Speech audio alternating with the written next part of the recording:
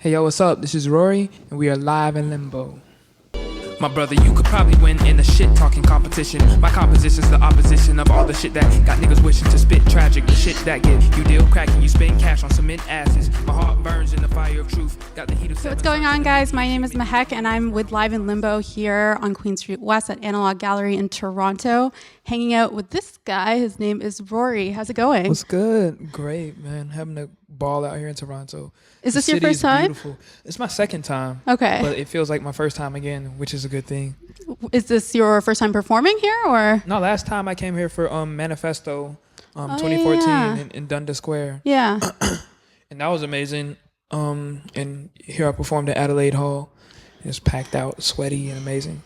What a wicked show, man. Yeah. And I genuinely mean that. I was super excited to be there, and the vibe was just crazy.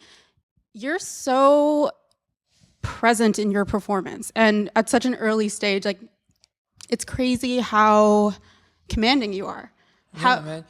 How do you approach it? How do you approach your live show? You just have to understand, man, that you have to assume when you go to perform, you have to assume that everybody wants to be there and everybody's your number one fan. Yeah. And if they're not, they will become it. You know what I mean? Because they're feeding off of your energy. You know, if I come out there nervous or anything like that, you guys will pick up on that.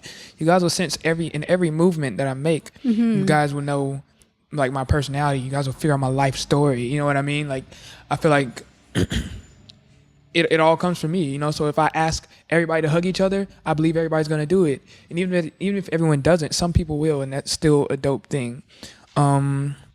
So you just got to go in there fearless, man, and just assume that these guys are coming here to have a good time. You know, they're not coming here to just sit around and just, like, look at you while you perform each song and then you get out of there. Mm-hmm. You know?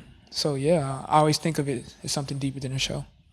And I could feel that too, because when you walked out on stage, there's like 10 seconds where you're just kind of staring at the crowd, and like not like in a like creepy way or anything, but it's like there's this moment where you're about to build this connection, and then you follow it through so extremely well. Yeah. And it was just incredible to see the momentum build throughout the show. You know why, man? Because energy is a very real thing. Like, something happened in that moment, and everybody felt it when I sat there for the whole chorus and just looked everybody in the eyes. Like, a true connection. You know, if we could see the whole entire, you know, ray spectrum from gamma rays, all that thing, if we could see it, there would be something happening right there between all of us. Mm-hmm. You know, like, from our minds, like, we all really connected. And then when you see me just lose it, I'm like, all right, this show is about to be something. You know what I mean? Like, so, yeah, man, everything is energy. You have to just, like, learn how to control that energy and use it to your advantage. And I felt that too, definitely. I mean, there was never a quiet moment, even in the sort of quiet moments when you perform, like, Peace Prevail, mm-hmm. you know, or even Friends, which, thank you for performing that. It's my favorite song off the album. There was, you know, you felt the energy maintain, and that was a really wonderful thing. And it's something really great to see, you know, at such an early stage in your career and in your performance, because there's a lot of people who are really seasoned and they don't know how to take control of their set and be able to deliver consistently. That's really wonderful. Yeah, man. I just think, man, so some people, you know, are cut from a certain fabric, you know, and see that either you do or you don't. Mm-hmm. Yeah. For sure. Now I want to talk about All We Need. Yeah. Just came out. Yeah. And how's it feel? Yo, it feels amazing, man. I feel, like, really good. There's such a great happiness within me about the fact that it's out and people are receiving it really well. Mm-hmm. You know what I mean? I was nervous that first day when it came out, man. I was like, oh God, like, I don't know if people are gonna understand. You know, I feel like the world is ready. I feel like, you know, the culture has been, you know, like, you know, prepared for something like this. But, you know, what if I'm too far ahead? You know, like, all those nervousness and all those things were in the back of my mind.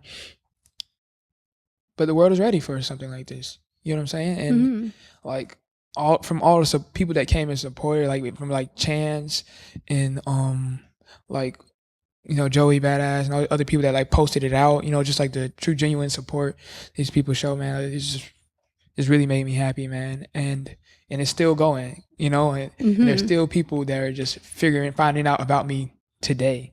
For sure. Like their first time experiencing me, like, like I can only imagine what it's like to like find out about me today and then go back and hear Indigo Child and like all this stuff, like I'm just happy, man. I'm happy that it's out and I can't wait, to keep pushing it throughout all the way throughout 2016 and whatnot. And I think it's going to go far.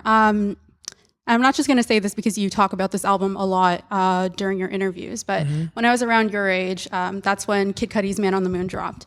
And I feel like I came from a similar background in you in terms of the musical influences in my house. Like, same thing. My parents were big on Sade and Michael Jackson, the Bee Gees, and then obscure African singers and Bhangra music from India. And it was just an amalgamation of sounds in my house as well. And when Cudi came out, I think that was a similar time where we hadn't seen an artist put those unique sounds and blend them together so well. Yeah.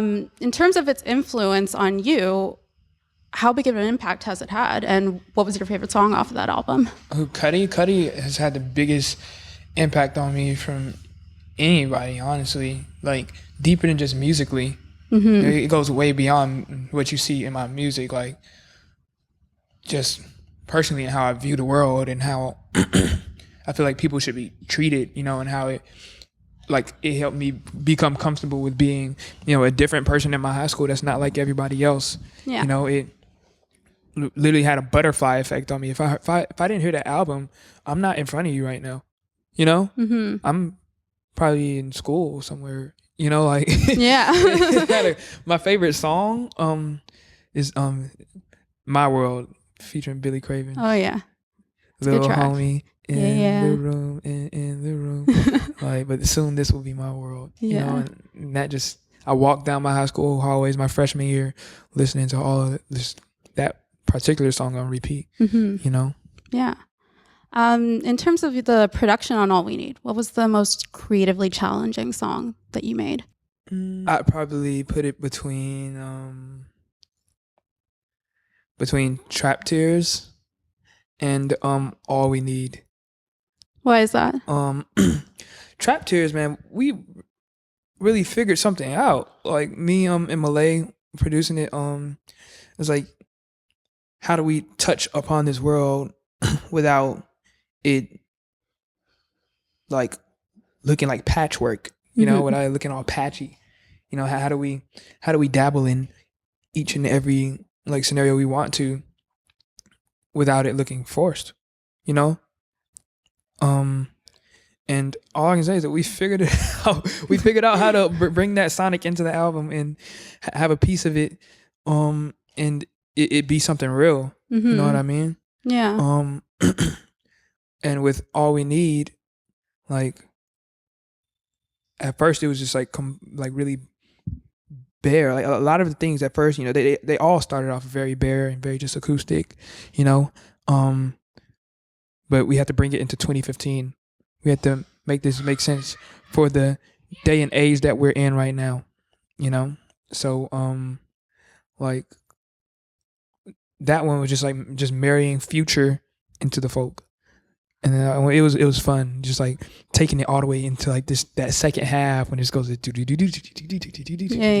and at the same time it still has touches of the guitar there. Well, it's just like it was fun, man. It was fun. And it's fun to listen to too, especially Trap Tears. The fusion that's going on over there is just unbelievably cool. Yeah, I have to say. And like, I think the world's ready for more fusion like that. Yeah, man. That's what it's like, man. This album, like, yeah, we love to like do like amazing numbers, just like go platinum or whatever. But I'm still new. I'm still here, and this is about culture and planting the seeds for that 12-year-old that's going to hear this album, that 11-year-old or 14-year-old that's going to hear this album, and imagine how the ear will be for music 6 years from now when that 11-year-old is 17, or like when, like, just shit will be different. Things are changing. There's entertaining music that also has a message, that is also not just like dense like shit to help you remain asleep, and it's possible to be right here, a boy from Georgia in Toronto, talking with you because I had music with a message. Like, you don't have to like make a turn up song or do this or whatever to find success. people are ready to hear something with truth. And I feel like it, just listening from Indigo Child and going into All We Need, it seems like you've had that vision for a while. How was the transition going from mixtape to album? I don't know, I'm always making music. I don't know. I just got I just got better. The main transition, was just my access to people and my access to resources.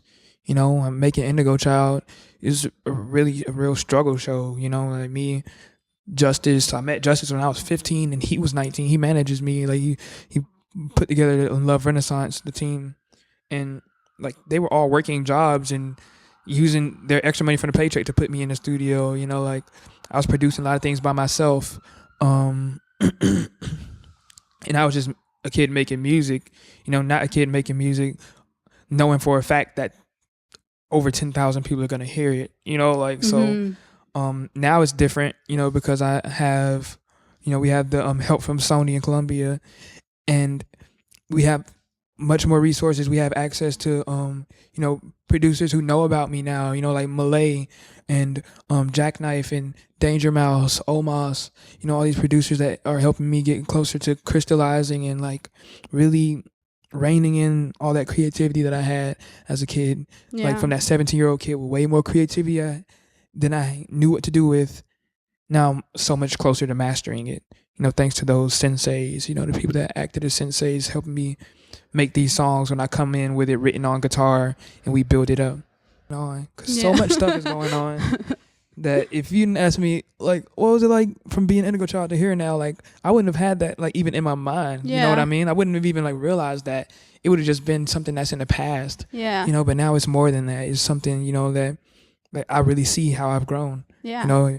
But yeah, you guys helped me see that. And a couple of years from now, you're going to look at this video, hopefully, and you'll be like, hey, that's where I was then and look at where I am now. Yeah. It's going to be big places, for sure. Yeah. So guys, make sure you check out Rory's All We Need. It's out right now. Fantastic, fantastic album. He's going to be doing some really big things, I can tell, for sure. Thanks so much for talking with us.